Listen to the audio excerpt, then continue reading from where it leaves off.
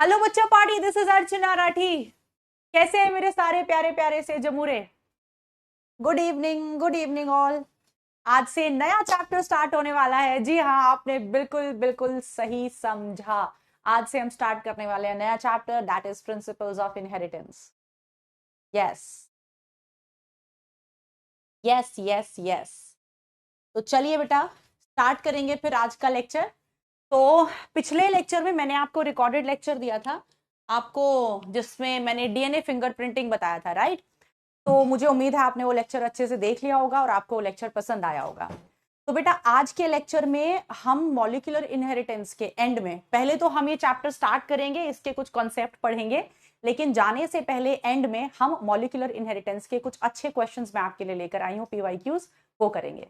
ठीक है, तो चलिए फिर। और एक चीज और बेटा, कि मॉलिक्यूलर इनहेरिटेंस की पूरे चैप्टर की पॉडकास्ट समरी अपलोड मैंने आपको पता है पहले ही करा दी थी, फ्राइडे में ही अपलोड हो गई थी। तो वो पूरी की पूरी पॉडकास्ट समरी देख लीजिएगा, 1 घंटे की है, आपको बहुत उसमें हेल्प मिलेगी। और दूसरा, जो प्रैक्टिस शीट है पूरे चैप्टर की, उसमें अच्छे क्वेश्चंस है, वो जरूर सॉल्व कर लेना। ठीक है बेटा, और एक बार फिर से अपनी NCERT line by line read कर लेना। जितने भी इंपॉर्टेंट लाइंस थी एनसीईआरटी की, मैंने सारी चैप्टर में कवर करा दी हैं, लेकिन फिर भी आप एक बार नोट्स के साथ साथ अपनी NCERT line by line read कर लें, क्योंकि बेटा मॉलिक्यूलर इनहेरिटेंस बहुत इंपॉर्टेंट चैप्टर है। बोर्ड और नीट दोनों में ही उसका वेटेज अच्छा खासा है, तो उसको लूज मत छोड़ना, मेरी रिक्वेस्ट है आप सब लोगों से। ठीक है बेटा, प्रैक्टिस शीट जरूर कर लेना, पॉडकास्ट समरी देख लेना, एनसीईआरटी लाइन बाय लाइन एक बार और पढ़ लेना, और क्लास के अंदर मैंने जितने भी क्वेश्चंस कराए हैं वो सारे बहुत अच्छे हैं, उनको अपने पास रखना। और आज भी हम काफी सारे पीवाईक्यूज मॉलिक्यूलर के करेंगे। तो चलिए फिर, सारे बच्चे कंधे सीधे, आंखों में चमक, चेहरे पे स्माइल, और हम स्टार्ट करते हैं एक नया चैप्टर। वो भी बहुत इंपॉर्टेंट चैप्टर है, उसकी भी वेटेज बहुत अच्छी है, बोर्ड्स में भी और नीट में भी, that is principles of inheritance and variation. तो चलिए फिर बिना देरी करे स्टार्ट करते हैं इस नए चैप्टर को, जिसमें सबसे पहले डिस्कस करने वाले हैं हम जेनेटिक्स ब्रांच को। चलिए, तो जानते हैं बेटा, तो हम ये जान लेते हैं कि भाई जो हमारा जेनेटिक्स ब्रांच है ये क्या है जी। तो आ जाओ मेरे बच्चों, इसको जानते हैं। आ जाओ, इसको हम जान लेते हैं। तो बच्चा फॉड़ी, लो लो are good and great, wonderful। चलिए बेटा जी, तो स्टार्ट करेंगे आज का ब्यूटीफुल सा लेक्चर।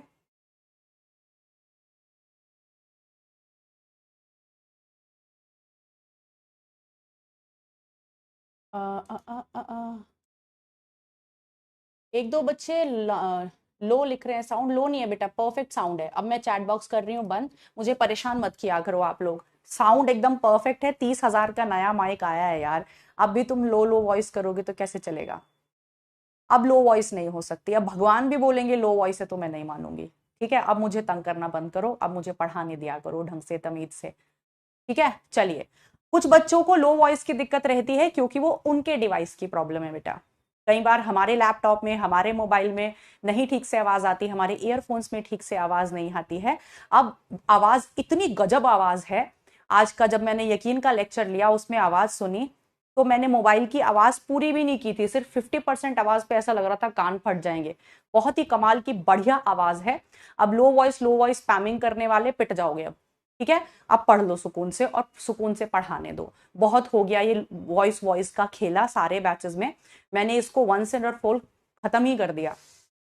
इतना बढ़िया माइक है ये, कभी इसमें लो वॉइस हो ही नहीं सकती। बहुत कमाल की वॉइस आ रही है, क्योंकि हम अपने डिवाइसेस में और अपने मोबाइल्स में भी चेक करते हैं लेक्चर लेने के बाद। तो इतनी मजेदार साफ सुथरी आवाज बिल्कुल बढ़िया लेवल में आ रही है। अगर आपको दिक्कत है तो आपके डिवाइस की दिक्कत है, अपने डिवाइस चेंज करो, अपना ईयरफोन चेंज करो। चलिए स्टार्ट करते हैं। आज के बाद ये लो वॉइस, ये वॉइस वाला खेला मैं आपके साथ नहीं खेलूंगी, बहुत टाइम वेस्ट होता है। हम पढ़ाई करेंगे बस। तो चलिए बेटा, जो जेनेटिक्स है हमारी, वो ब्रांच ऑफ, ऐसी ब्रांच ऑफ साइंस है जो दो इंपॉर्टेंट फिनोमिनन के साथ डील करती है। ठीक है, आप परेशान मत करना बेटा चैट बॉक्स में, मैं पहले ही बता रही हूं, ठीक है, बिल्कुल तंग मत करना। बहुत ही कमाल की आवाज है और बहुत ही बढ़िया आवाज आ रही है।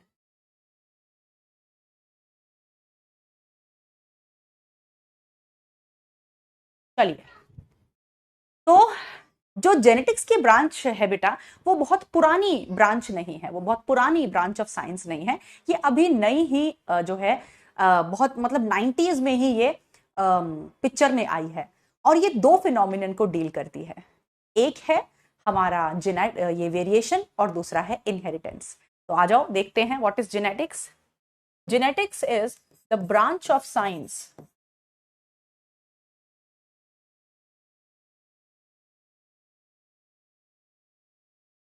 which deals with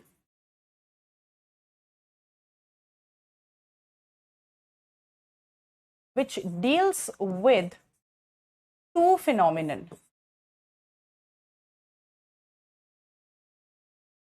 जेनेटिक्स हमारी वो ब्रांच ऑफ साइंस है जो कि दो फिनोमिनन के साथ डील करती है, जो कि बेटा दो फिनोमिनन के साथ डील करती है।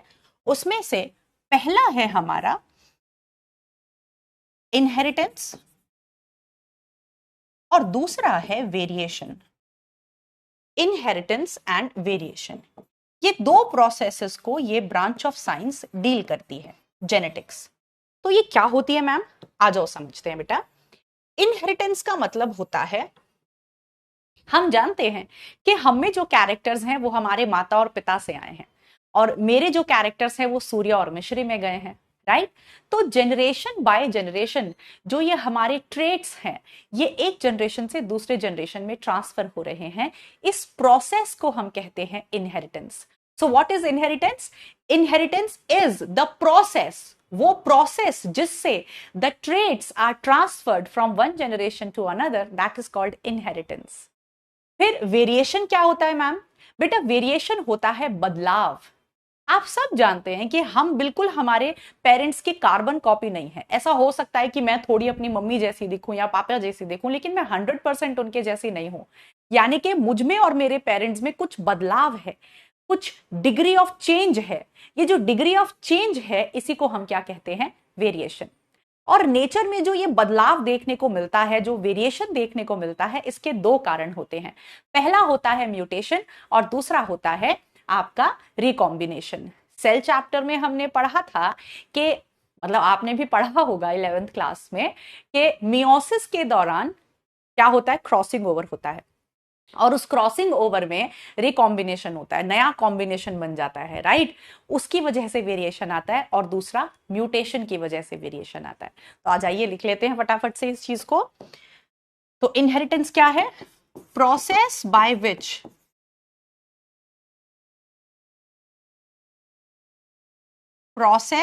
विच ट्रेट्स आर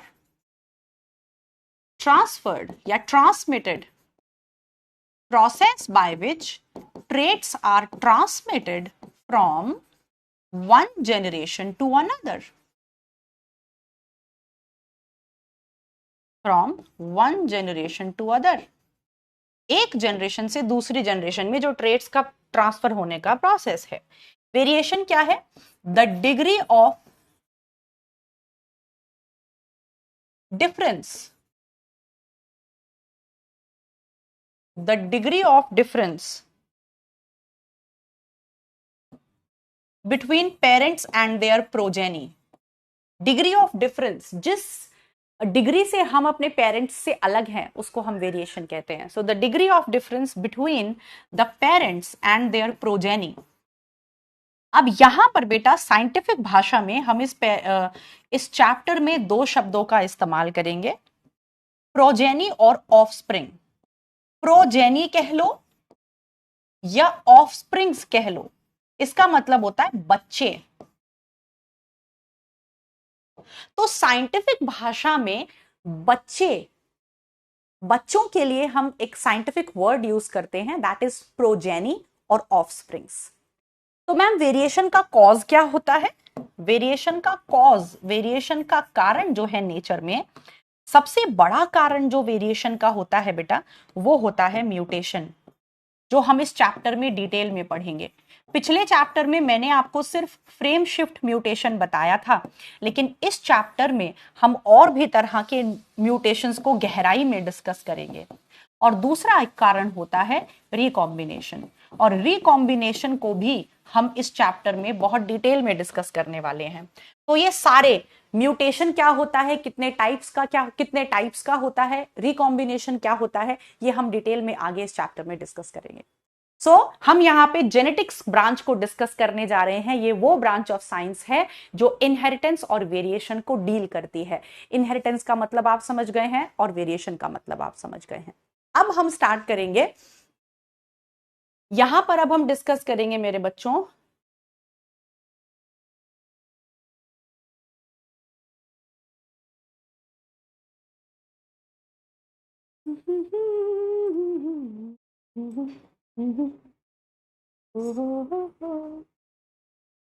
इंपॉर्टेंट टर्म्स।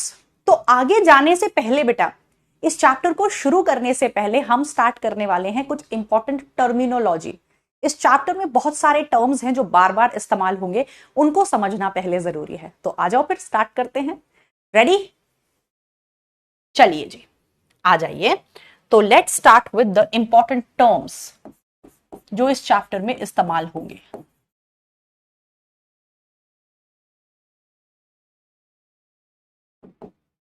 तो पहले मैं आपको अच्छे से समझाऊंगी, फिर उसके बाद हम लिखेंगे। पहले समझेंगे फिर लिखेंगे। देखो, सबसे पहला टर्म जो मैं यहां आपको समझाने जा रही हूं वो है होमोलोगस क्रोमोसोम्स। होमोलोगस क्रोमोसोम्स क्या होते हैं, आ जाओ बताती हूं। अभी कुछ लिखना नहीं है, बस समझना है। जैसे हम अपने अपने केस पर चलते हैं। मैं ह्यूमन हूं, मेरी बॉडी के हर एक सेल में मैं एक डिप्लॉइड ऑर्गेनिज्म हूं, यानी कि मेरी बॉडी का हर एक सेल डिप्लॉइड सेल है। और अगर मैं अपने न्यूक्लियस के अंदर जाऊं तो मेरे पास 46 क्रोमोसोम्स हैं, और वो क्रोमोसोम्स जोड़ों में हैं। ये पहला जोड़ा क्रोमोसोम्स का, राइट। फिर दूसरा जोड़ा, ऐसे कितने पेयर हैं? 23 पेयर्स ऑफ क्रोमोसोम हैं, राइट। ये जो जोड़े हैं, ये जो पहला जोड़ा, पहला पेयर ऑफ क्रोमोसोम है, मैं इसे कहती हूं होमोलोगस क्रोमोसोम। ये दोनों क्रोमोसोम आपस में एक दूसरे की कार्बन कॉपी हैं, बिल्कुल एक जैसे हैं। इन दोनों क्रोमोसोम्स के अंदर जो डीएनए है वो बिल्कुल एक जैसा है, इसके अंदर भी और इसके अंदर भी बिल्कुल एक जैसा डीएनए है।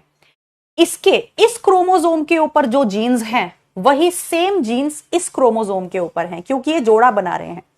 तो ध्यान से सुनना बेटा, होमोलोगस क्रोमोसोम ऐसे क्रोमोसोम होते हैं जो बिल्कुल एक जैसे होते हैं। इनका स्ट्रक्चर, इनका साइज, इनके ऊपर बैठी जो जीन्स हैं, इनका डीएनए सेम होता है। माने अगर इस पर्टिकुलर क्रोमोसोम पर यहां प्लांट हाइट की जीन है, आप जानते हैं क्रोमोसोम के अंदर डीएनए है और डीएनए के ऊपर क्या होती हैं? जीन्स होती हैं। तो क्रोमोसोम के ऊपर क्या होंगी? जीन्स होंगी। अगर इस वाले क्रोमोसोम पर, इस वाले पर्टिकुलर पॉइंट पर आपकी प्लांट हाइट की जीन है, तो इस क्रोमोसोम पे भी इस पॉइंट पे प्लांट हाइट की ही जीन होगी। समझ रहे हैं? अगर यहां पर इस पर्टिकुलर पॉइंट पे सपोज फ्लावर कलर की जीन है, तो यहां भी फ्लावर कलर की ही जीन होगी। यानी कि जो सारी जीन्स इस क्रोमोसोम के ऊपर हैं, वही सारी जीन्स इस क्रोमोसोम के ऊपर होंगी। तो हमें क्या समझ में आ रहा है कि एक डिप्लॉइड ऑर्गेनिज्म के अंदर हर एक क्रोमोसोम की दो दो कॉपी होती हैं। ये वाला जो क्रोमोसोम है ये इससे बिल्कुल अलग होगा। इसके ऊपर जो जीन्स होंगी वो इस वाले क्रोमोसोम से बिल्कुल अलग होंगी। जो जीन्स इसके ऊपर हैं वो जीन्स इसके ऊपर नहीं होंगी। लेकिन ये दोनों जो क्रोमोसोम्स हैं जो जोड़ा बना रहे हैं, इनके ऊपर जो जीन्स हैं वो बिल्कुल एक जैसी होंगी। यानी कि यहां से मुझे एक बात समझ में आ रही है कि जो डिप्लॉइड ऑर्गेनिजम्स होते हैं उनके अंदर हर एक क्रोमोसोम की, उनके जो डिप्लॉइड सेल्स हैं उनके अंदर हर एक क्रोमोसोम की दो दो कॉपी हैं। देख लो, ये वाला क्रोमोसोम, इसकी दो कॉपी हैं। हर एक क्रोमोसोम की कितनी कॉपी होंगी? दो कॉपी होंगी, ठीक। और क्रोमोसोम के ऊपर कौन बैठी है? जीन। यानी कि जीन भी कॉपीज में है। आप देख लो, अगर यहां प्लांट हाइट की जीन है तो यहां भी प्लांट हाइट की जीन होगी। तो जीन भी कॉपी में है, हर एक जीन की 2 कॉपी है। प्लांट हाइट की जीन की 2 कॉपी होंगी, फ्लावर कलर की जीन की 2 कॉपी होंगी। तो ये बड़ा ही प्यारा पॉइंट है कि डिप्लॉइड ऑर्गेनिजम्स के डिप्लॉइड सेल में क्रोमोसोम्स पेयर में एग्जिस्ट करते हैं और उस पेयर को हम होमोलोगस पेयर कहते हैं। और क्रोमोसोम्स भी जोड़ों में होते हैं एक डिप्लॉइड ऑर्गेनिज्म के अंदर, और जीन्स भी जोड़ों में होती हैं। लेकिन वहीं अगर मैं एक हैप्लॉइड सेल की बात करूं, सपोज मैं मेरी बॉडी में सपोज मैं एग सेल की बात कर रही हूं, यानी कि गैमीट, फीमेल गैमीट की बात कर रही हूं, तो मैं जानती हूं फीमेल गैमीट में 46 नहीं बल्कि 23 क्रोमोसोम्स होते हैं। यानी कि मेरे ही हैप्लॉइड सेल में क्रोमोसोम्स जोड़ों में नहीं है, हर एक क्रोमोसोम की सिर्फ एक कॉपी है। तो देख लो ना, ये वाले क्रोमोसोम की केवल एक कॉपी है, ये वाले क्रोमोसोम की केवल एक कॉपी है, इसकी भी केवल एक कॉपी है, तभी तो 23 क्रोमोसोम्स हैं। और इसके ऊपर जो ये जीन बैठी है ये भी एक कॉपी में है, सिंगल कॉपी में, क्योंकि इसके बगल वाला क्रोमोसोम तो है ही नहीं इसके पास। इसकी भी एक ही कॉपी है, इसकी भी एक ही कॉपी है। तो यहां से हमें एक बात समझ में आई कि जो डिप्लॉइड सेल्स होते हैं उसमें क्रोमोसोम पेयर्स में होते हैं और जीन भी पेयर्स में होती हैं। डिप्लॉइड सेल में हर एक क्रोमोसोम 2-2 कॉपी में एग्जिस्ट करता है और जीन्स भी 2-2 कॉपी में एग्जिस्ट करती हैं। लेकिन हैप्लॉइड सेल में हर एक क्रोमोसोम की एक कॉपी होती है और जीन की भी एक ही कॉपी होती है। अब इस बात को हमें बहुत अच्छे से देखना है, अब इस बात को हमें बहुत अच्छे से देखना है, आगे ये बहुत काम आने वाला है। तो आ जाओ, सबसे पहला टर्म जो हम यहां डिस्कस करने वाले हैं वो है होमोलोगस क्रोमोसोम्स। चलिए बेटा,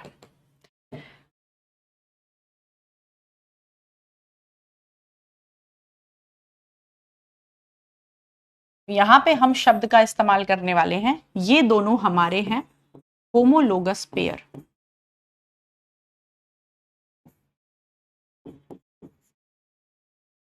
और इन दोनों को हम क्या कह रहे हैं? Homologous chromosomes.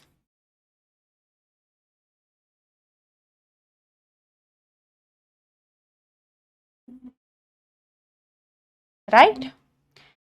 होमोलोगस क्रोमोसोम्स का size, structure and the type of genes are similar. Homologous chromosomes ऐसे क्रोमोसोम्स हैं जिनका साइज बिल्कुल एक जैसा होगा, उनका स्ट्रक्चर एक जैसा होगा और उनके ऊपर जो जीन्स हैं वो भी बिल्कुल एक जैसी होंगी। यानी कि हम ये कह सकते, अच्छा इनके ऊपर जो जीन बैठी है, सपोज ये जीन ए है, सपोज ये जीन ए है, तो यहां दूसरे क्रोमोसोम पर भी यहां पर जीन ए ही होगी। अगर यहां जीन बी है तो यहां पर भी जीन बी ही होगी। यानी कि हम यहां से ये कह सकते हैं that in a diploid organism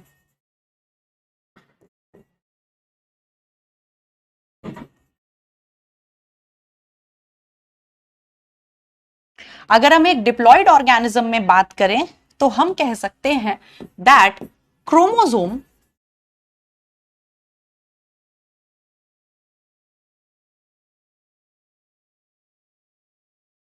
occurs in pairs. Chromosomes जोड़ों में होते हैं, राइट? और इसी तरह जीन्स भी पेयर्स में होती हैं। Genes occur in pairs. यानी कि आप ये भी कह सकते हो that each chromosome has 2 copies. एक डिप्लॉइड ऑर्गेनिज्म में जितने भी उसके डिप्लॉइड सेल्स हैं, सब में हर एक ईच क्रोमोसोम हैज 2 कॉपीज। जितने भी क्रोमोसोम उसके पास हैं उन सबकी 2-2 कॉपीज होंगी। और बिल्कुल इसी तरह हर एक जीन की, ईच जीन हैज 2 कॉपीज।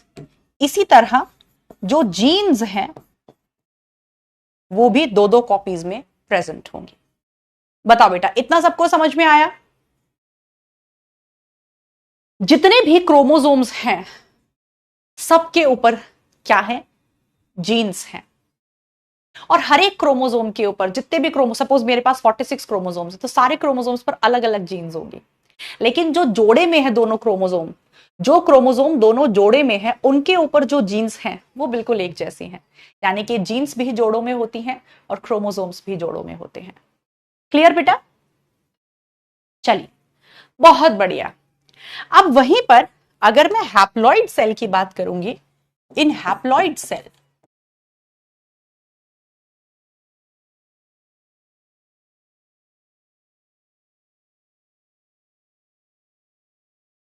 जो हैप्लॉइड सेल होंगे बेटा, हैप्लॉइड सेल में each gene has single copy. हर एक जीन की केवल एक ही कॉपी होगी।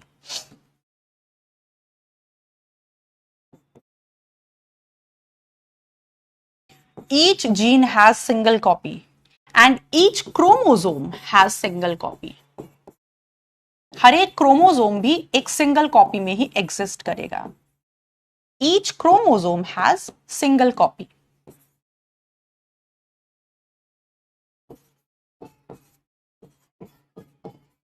ठीक है मैम, इतनी बात हमें समझ में आ गई।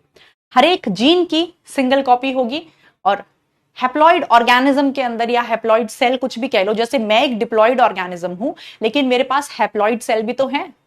मेरी बॉडी का हर एक सेल डिप्लॉइड है लेकिन जो मेरे गेमीट्स हैं वो तो हैप्लॉइड है ना, राइट? चलिए, तो थोड़ा दिमाग लगाया करो चैट बॉक्स में लिखने से पहले। हैप्लॉइड ऑर्गेनिज्म में तो होगा ही ऐसा, हैप्लॉइड सेल में भी ऐसा होगा। अब मैं डिप्लॉइड ऑर्गेनिज्म हूं पर ऐसा थोड़ी ना है कि मेरे पास हैप्लॉइड सेल नहीं है। मेरे पास हैप्लॉइड सेल भी हैं और मेरे पास डिप्लॉइड सेल भी हैं। चलिए, तो बात समझ में आ गई है। यहां पर एक एक सिंगल सिंगल कॉपी होगी हर एक क्रोमोसोम की, इस तरह से। तो चलिए ठीक है मैम, इतना तो हमें समझ में आ गया। इसके पास ए जीन है तो इसके पास बी होगी, तो इसके पास सी होगी। तो आप यहां देख पा रहे हैं जीन भी क्या है, अलग अलग, सिर्फ सिंगल सिंगल कॉपीज में है। ठीक है मैम, इतना तो हमें आया समझ में, इतना तो हमारा कॉन्सेप्ट चमका।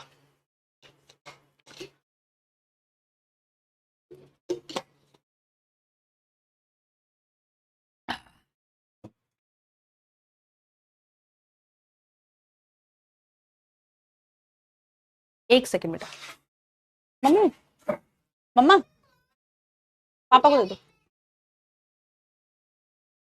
चलिए जी, इतना हमें क्लियर हुआ बेटा? क्लियर? ठीक है मैम, इतना हमें समझ में आया। अब देखो बेटा, यहां पे मैं तुम्हें बताती हूं जीन की एक बात। ये तो हम 10th क्लास में पढ़ते थे, एक्सपेरिमेंट, मेंडल साहब का एक्सपेरिमेंट भी देखते थे। तो हम मेंडल साहब का एक्सपेरिमेंट भी देखते थे। उसमें क्या लिखते थे हम कहते थे कैपिटल टी होता है, स्मॉल टी होता है। जो कैपिटल टी होता है वो डोमिनेंट अलील होती है और जो स्मॉल टी होता है वो रिसेसिव अलील होती है। तो अब मैं तुम्हें यहाँ पे डोमिनेंट और रिसेसिव का कॉन्सेप्ट बताने जा रही हूँ, बहुत ही ब्रीफ में, बहुत ही थोड़ा सा। लेकिन अभी आगे इस चैप्टर में कॉन्सेप्ट ऑफ डोमिनेंस को मैं बहुत ही डिटेल में पढ़ाऊंगी। देखो कैसे। अभी जो मैं बात समझाने जा रही हूं इसको बहुत ध्यान से, लग गई? अभी जो मैं बताने जा रही हूं उसको बहुत ही ध्यान से समझना बेटा। इसको बहुत डिटेल में आगे पढ़ाऊंगी इसी चैप्टर में, लेकिन अभी थोड़ा सा झलक बता रही हूं। देखो, ऐसे समझो कि कोई ऑर्गेनिज्म है वो धरती पर आया, कोई ऑर्गेनिज्म है वो धरती पर आया।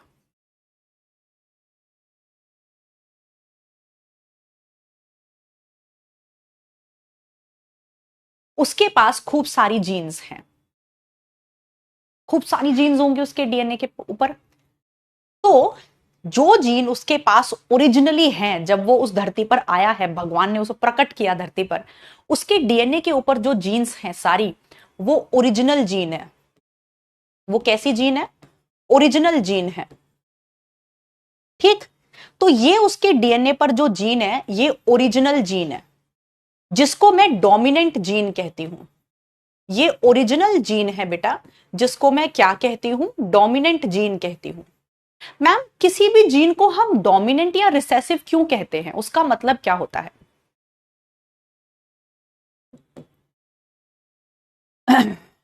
देखो समझो, ये जीन है, हम जानते हैं कि एक जीन जो है वो कैसे एक्सप्रेस करती है बेटा। डीएनए के ऊपर जीन होती है, जीन के ऊपर ट्रांसक्रिप्शन होता है, उसके ऊपर एमआरएनए बनता है, एमआरएनए के ऊपर प्रोटीन बनता है, और वो जो प्रोटीन होता है उससे एक्सप्रेशन प्रोड्यूस होता है, फिनोटाइप आता है ना, उससे एक्सप्रेशन प्रोड्यूस होता है, आंखों का रंग कैसा होगा, हाइट कैसी होगी, वो प्रोटीन से आता है। अब ध्यान से समझना, जब हम ह्यूमंस इस धरती पर प्रकट हुए तो हमारे डीएनए पर बहुत सारी जीन्स थी, और वो सारी जीन्स प्रोटीन बनाती थी, राइट? उनके ऊपर इंफॉर्मेशन थी, उनके ऊपर आरएनए बनता था, प्रोटीन बनता था और एक्सप्रेशन प्रोड्यूस होता था। धीरे धीरे म्यूटेशन आना शुरू हुआ एवोल्यूशन के दौरान, सुनते जाना आराम से।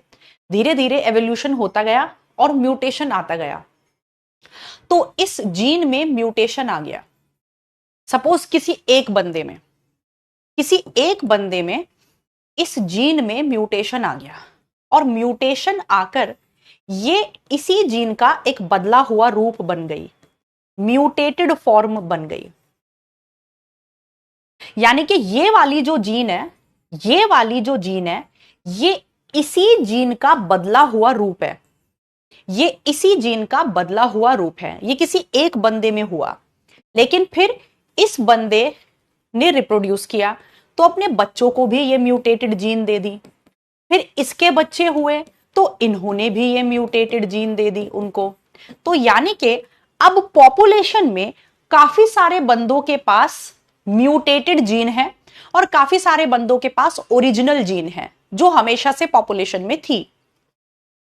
अब ये जो म्यूटेटेड जीन है, इसी जीन का जो बदला हुआ रूप है, ये इस तरह से म्यूटेट हुई है कि अब ये म्यूटेट होने के बाद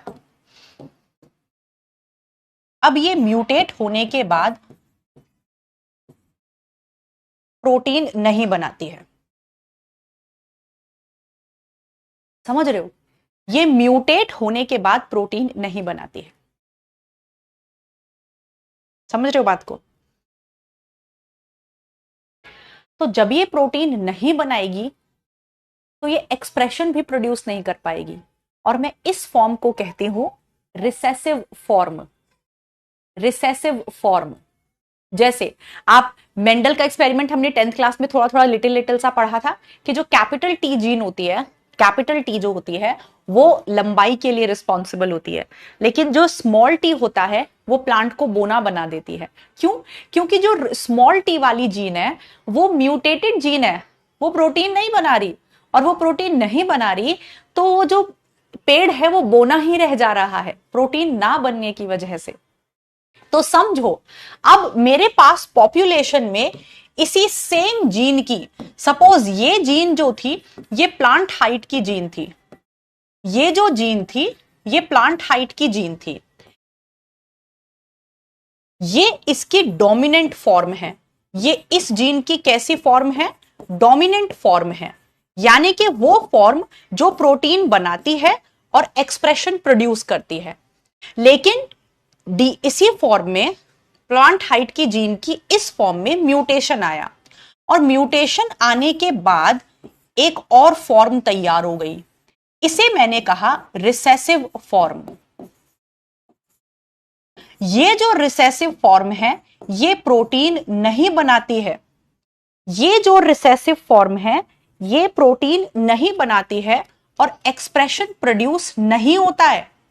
तो यानी कि अब पॉपुलेशन में मेरे पास इस सेम जीन की दो फॉर्म्स हैं, एक डोमिनेंट फॉर्म है जो प्रोटीन बनाती है और एक्सप्रेशन देती है, और एक रिसेसिव फॉर्म है जो प्रोटीन नहीं बनाती है।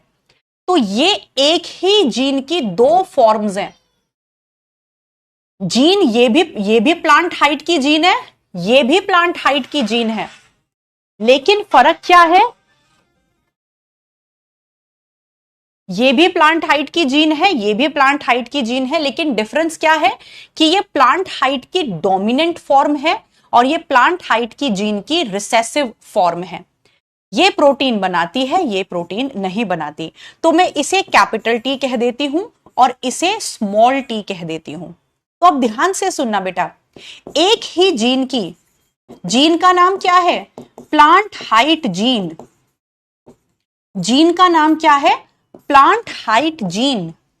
तो एक ही जीन की दो डिफरेंट फॉर्म्स हैं। ये भी प्लांट हाइट की जीन है, ये भी प्लांट हाइट की जीन है, लेकिन फर्क ये है कि ये डोमिनेंट फॉर्म है, ये रिसेसिव फॉर्म है। तो एक ही जीन की दो डिफरेंट फॉर्म्स हैं जिन्हें हम अलील्स कहते हैं। एक ही जीन की दो डिफरेंट फॉर्म्स को हम अलील्स कहते हैं। ये डोमिनेंट अलील होती है और ये रिसेसिव अलील होती है। बताओ बेटा, समझ में आया क्या? बताओ मेरे प्यारे प्यारे बच्चों, समझ में आया क्या? समझ आ गया मेरे बच्चों? समझ आ गया? तो पॉपुलेशन में जो पहले से थी वो डोमिनेंट और ओरिजिनल जीन थी, पर धीरे धीरे एवोल्यूशन हुआ, म्यूटेशन आया, तो इसी जीन की एक और फॉर्म बनकर तैयार हो गई, रिसेसिव फॉर्म। तो मतलब आज की तारीख में एक ही जीन की दो फॉर्म्स पॉपुलेशन में है, एक डोमिनेंट और एक रिसेसिव। और हम उन दोनों को क्या कहते हैं? अलील्स कहते हैं। उनमें से एक डोमिनेंट अलील है और एक रिसेसिव अलील है। जो डोमिनेंट अलील होती है वो प्रोटीन बनाती है, एक्सप्रेशन प्रोड्यूस करती है, लेकिन रिसेसिव अलील प्रोटीन नहीं बनाती है और एक्सप्रेशन प्रोड्यूस नहीं करती है। क्लियर? बताइए बेटा, क्लियर? हाँ, क्लियर। बहुत बढ़िया बेटा, आ जाओ इस चीज को अब लिखते हैं। ये अभी तो मैंने सिर्फ थोड़ा सा ही बताया है, क्यों? क्योंकि यहां ये बताने बैठ जाऊंगी तो फिर दूसरी चीजें जो हैं मिक्स हो जाएंगी। एनसीईआरटी में एक प्रॉपर पैराग्राफ है इसको लेके, कॉन्सेप्ट ऑफ डोमिनेंस। इसको बहुत गहराई में अच्छे से समझाऊंगी, म्यूटेशन कैसे आता है, कैसे डोमिनेंट और रिसेसिव अलील बनकर तैयार होती हैं। तो आ जाइए अब देखते हैं कॉन्सेप्ट ऑफ अलील्स। अलील्स क्या होती हैं? अलील्स को हम दूसरे शब्दों में एलीलोमॉर्फिक पेयर भी कहते हैं। अलील्स को हम दूसरे शब्दों में एलीलोमॉर्फिक पेयर भी कहते हैं। सो व्हाट, हम डिफाइन कैसे करेंगे अलील्स को बेटा? डिफरेंट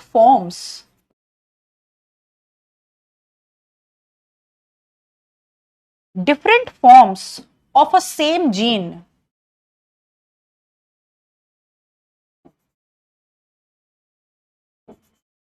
एक ही जीन की दो अलग अलग फॉर्म्स को, different forms of a same gene are called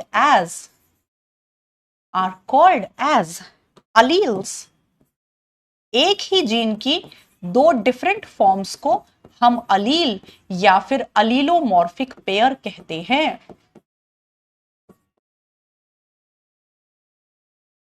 ठीक है?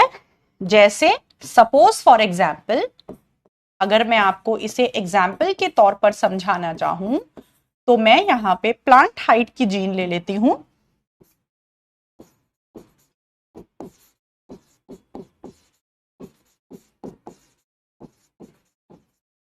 प्लांट हाइट की जीन, तो बेटा मेरे जो प्लांट हाइट की जीन है वो आज की तारीख में दो फॉर्म्स में एग्जिस्ट कर रही है पॉपुलेशन में।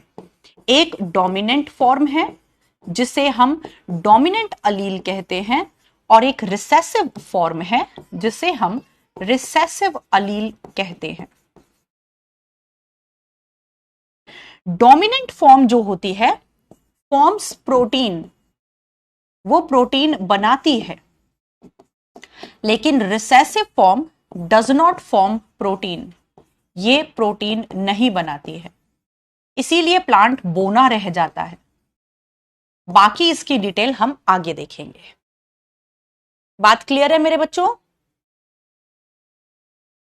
ऐसे ही इसमें बहुत सारे एग्जाम्पल हम ले सकते हैं, फ्लावर कलर का एग्जाम्पल ले सकते हैं।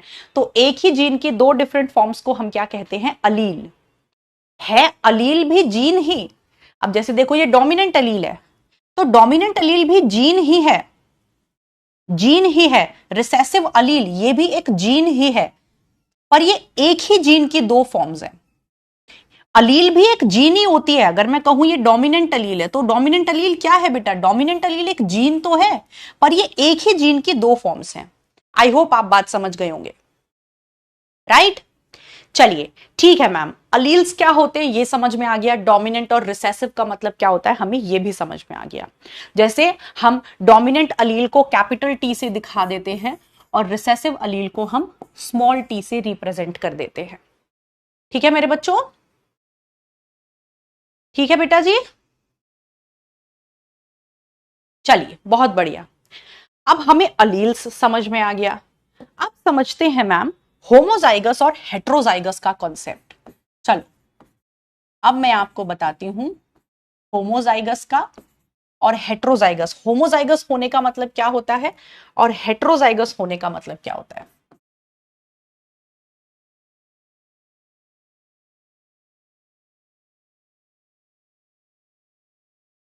ऑब्वियसली होमोजाइगस और हेट्रोजाइगस कंडीशन हम एक डिप्लॉइड सेल में ही डिफाइन कर सकते हैं, हैप्लॉइड सेल में नहीं कर सकते, क्योंकि हैप्लॉइड सेल में तो एक जीन की एक ही कॉपी होती है। सो होमोजाइगस और heterozygous condition can be defined only in diploid cell, can be defined only in diploid cell। Homozygous और हेट्रोजाइगस कंडीशन को हम केवल और केवल डिप्लॉइड सेल में ही डिफाइन कर सकते हैं। कैसे मैम, एक बार करके बताओ। देखो बेटा, अभी मैंने आपको बताया कि एक डिप्लॉइड सेल में क्रोमोसोम्स भी जोड़ों में होते हैं और उनके ऊपर बैठी जीन्स भी जोड़ों में होती हैं।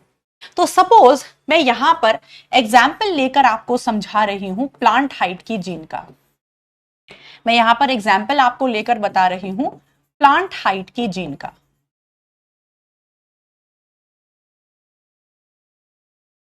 ठीक है, तो मुझे पता है कि डिप्लॉइड बंदा है, तो इसके पास क्रोमोसोम जोड़े में होंगे, ये रहे क्रोमोसोम जोड़े में। ठीक है बेटा, और मैं कह रही हूं कि इन दोनों क्रोमोसोम्स के ऊपर जो जीन है वो सेम फॉर्म में एग्जिस्ट कर रही है। माने यहां पे प्लांट हाइट की जीन बैठी है इस वाले क्रोमोसोम पे, और इस वाले क्रोमोसोम पर भी प्लांट हाइट की जीन बैठी है। यहां पर भी वो कैपिटल टी फॉर्म में है और यहां पर भी वो कैपिटल टी फॉर्म में है। तो इस कंडीशन को हम कहते हैं होमोजाइगस कंडीशन।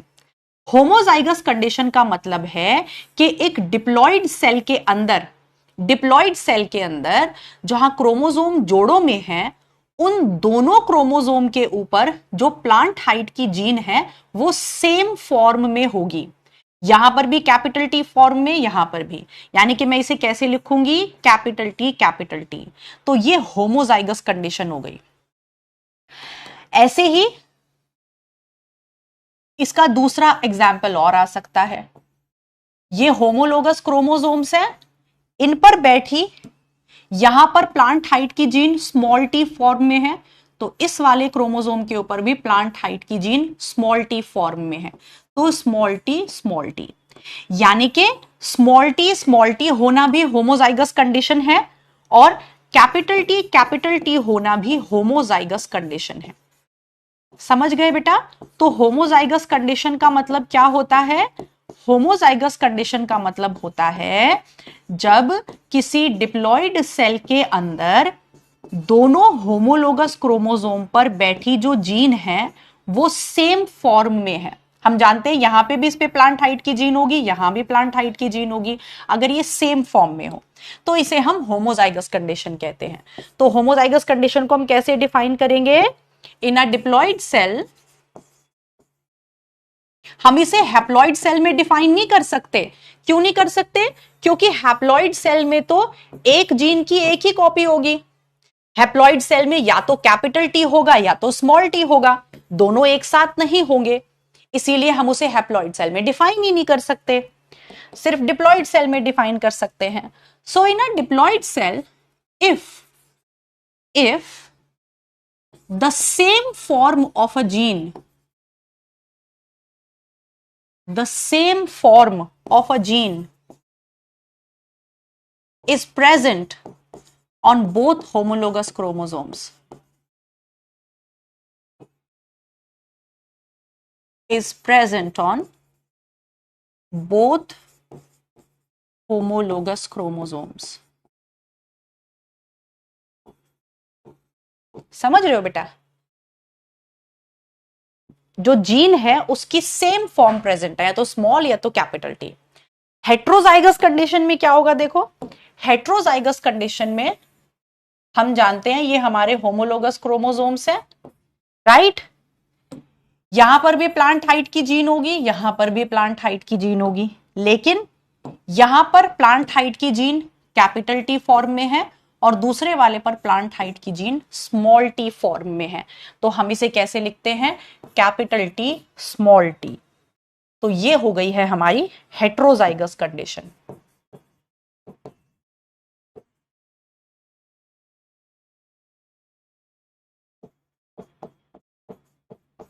समझ रहे हैं बेटा? तो हेट्रोजाइगस कंडीशन को हम कैसे लिखेंगे, in a diploid cell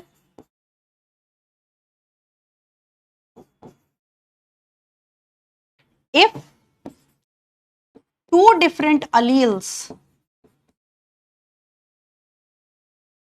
if different alleles of same gene are present on homologous chromosomes,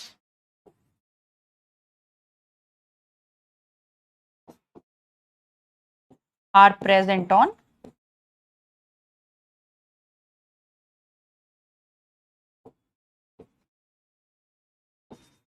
homologous chromosomes। ठीक है बेटा? आई होप आपको बात समझ आ गई होगी। अगर दोनों होमोलोगस क्रोमोसोम पर कैपिटल टी या स्मॉल टी बैठा है तो वो होमोजाइगस कंडीशन है, लेकिन एक के ऊपर कैपिटल टी है दूसरे के ऊपर स्मॉल टी है तो वो हेट्रोजाइगस कंडीशन है। एंड ऑब्वियसली इस चीज को हम कहां नहीं समझा सकते, हैप्लॉइड सेल में नहीं समझा सकते। क्यों? क्योंकि वहां पर एक जीन की एक ही कॉपी होती है।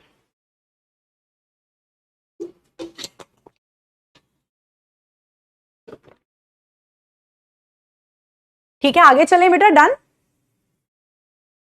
Done done done done.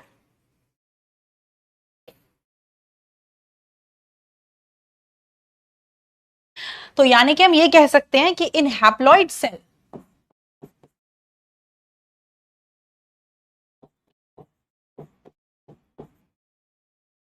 Haploid cell में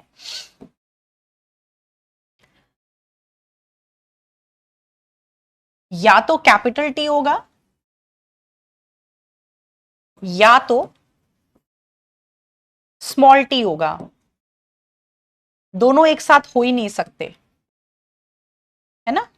सो इन हैप्लॉइड सेल या तो कैपिटल टी होगा या तो स्मॉल टी होगा, दोनों, क्योंकि एक जीन की एक ही कॉपी होती है तो इस तरह एग्जिस्ट करेगा। तो यहां पर in haploid cell heterozygous and homozygous condition can not be explained.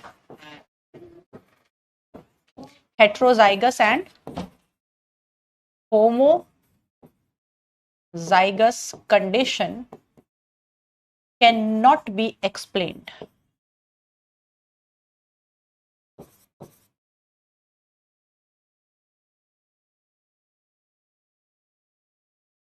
ठीक है बेटा? बिकॉज हैप्लॉइड सेल में there is single copy of a gene, यहां पर एक जीन की सिंगल कॉपी होगी। तो सिंगल कॉपी या तो कैपिटल टी हो सकती है तो स्मॉल टी हो सकती है। एम आई क्लियर बेटा? चलिए, तो ये मैम हमें समझ में आया अभी तक होमोलोगस क्रोमोसोम्स क्या होते हैं। हैप्लॉइड सेल में एक क्रोमोसोम की एक ही कॉपी होती है, तो एक जीन की एक ही कॉपी होती है, आप यहां देख पा रहे हैं। लेकिन डिप्लॉइड सेल में हर एक क्रोमोसोम की दो कॉपी होती है, तो जीन्स की भी दो कॉपी होती है। अगर वो दोनों कॉपी एक जैसी हैं तो होमोजाइगस कंडीशन है, लेकिन अगर वो दोनों कॉपी अलग अलग हैं तो हेट्रोजाइगस कंडीशन है।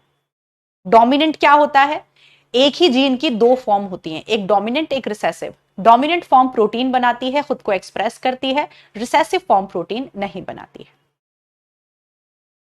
चलिए, इतना तो मैम हमें समझ में आ गया, इतना तो हमें समझ में आ गया।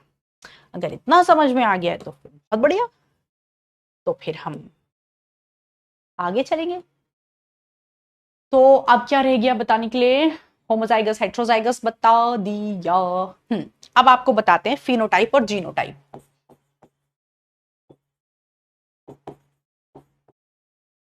ये आपको सुनने में बहुत छोटी छोटी सी बातें लग रही होंगी कि मैम इतनी छोटी छोटी सी बातें बता रही हैं, पर अगर ये टर्म्स ठीक से क्लियर नहीं होते ना बेटा, तो चैप्टर ठीक से क्लियर नहीं हो पाता।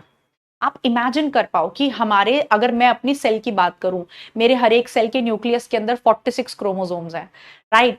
और उन 46 क्रोमोसोम पे बहुत सारी जीन्स हैं, हर एक क्रोमोसोम पे अलग अलग, हर एक जोड़े पे अलग अलग जीन्स हैं, और एक जोड़े पे जीन, एक जोड़े के ऊपर जीन्स भी जोड़ों में है। किसी के ऊपर स्किन कलर की जीन जोड़ों में है, किसी के ऊपर कोई सी जीन जोड़ों में है ना? तो यहां पर आप एक बच्चे ने एक पॉइंट लिखा है चार्ट में, अगर आप इसको यहां लिख सकते हो तो ये भी अच्छा पॉइंट है कि होमोलोगस क्रोमोसोम पर जो ये जीन्स प्रेजेंट होती हैं, they occur in pair and they are present on the same locus. ये बहुत प्यारा पॉइंट एक बच्चे ने चैट बॉक्स में लिखा कि they are present on same locus.